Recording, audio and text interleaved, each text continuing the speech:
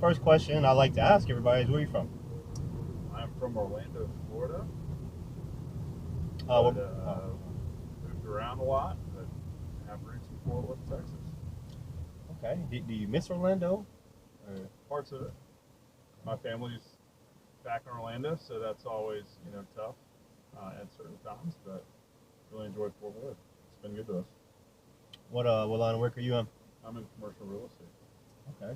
Can you tell me a little bit about commercials? I've heard a little about it, but what got you into it? Sure, I am a commercial real estate developer, so we are doing deals all over the southeast United States right now. Okay. So if somebody were to start from the bottom up, how do they get into commercial real estate? Great question. I would say first step is get your real estate license. That kind of shows a lot of the companies out there that you're serious about pursuing a career in this field. And then I would start doing what you're doing, asking a lot of questions, getting in front of people. 90% of real estate professionals talk to people for a living and have built relationships. And so the best way to get into the world is doing exactly what those guys and girls do, which is buy them a cup of coffee and ask them a ton of questions. And asking for introductions, asking for resources and help. So if anyone's listening that wants to get into commercial real estate, I advise to go find a brokerage company within DFW and reach out and get their email. So sorry about that. No, you're fine. You're fine. But yeah, does that make sense? Yeah, it makes sense. You kind of won't know in commercial real estate what you want to do until you go out and you do it. You do one thing, if you don't like it, go on to the next, and you keep going from one thing to the other until you kind of land on something that will get you out of bed every morning and fire you up. You mentioned that you're a family man. Assume you're married. I am married with 2 young kids. Yeah. Where'd you meet your wife at? I met her when I was deployed in Afghanistan. What was like the setting? Like, Actually, it was virtual. We had a mutual friend pass away from cancer, and she spoke a really good kind of tribute to him, and I just sent her a message before DMs were a thing, and I just said, "Hey, I really appreciate what you said about Carson.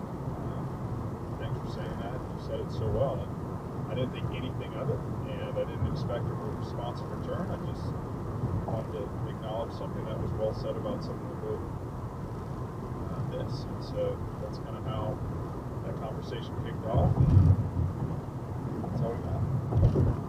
where do you see yourself in 5 years? Probably doing exactly what I'm doing now. I really enjoy real estate development. It's challenging, it's competitive, it's fun, it's rewarding, and I get to do it with some great guys and provide a living for my family. So it's also affords me the availability to kind of work whenever and wherever I need to. So it's been good. What everybody's calling you. What temperature do you leave your thermometer at home? Great question. During the day, 72. At night, 69. Okay. Now, what is, if you can remember, or maybe you've seen it on TV, what is a piece or the greatest piece of advice you've ever heard somebody tell you or that you've seen that sticks with you? Roger Staubach says there's no traffic jams on the extra mile. Another piece I'd say is hungry, humble, approachable, credible are the 4 things you need to be in life. Also, what Jesus says is love your neighbor as yourself. So I'd say those. You put those 3 in a blender. That would be my advice.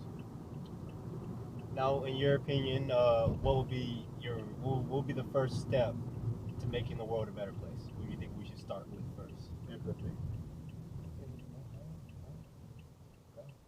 Now, would you rather? I just like asking this one.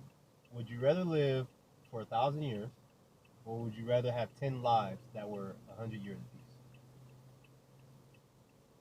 I doing in the 1,000-year? It's kind of like you age the same way as you did like now as a human. It's like if you're Well, if I'm like 500, is that like I'm 50 years old? Yeah. And I'm 500. yeah.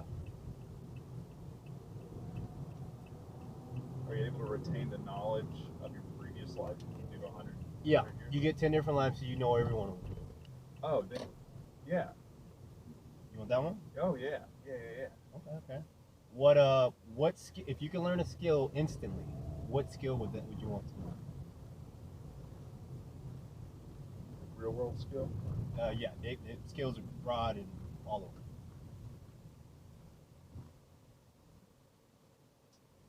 Great question. I would probably say there's instantly.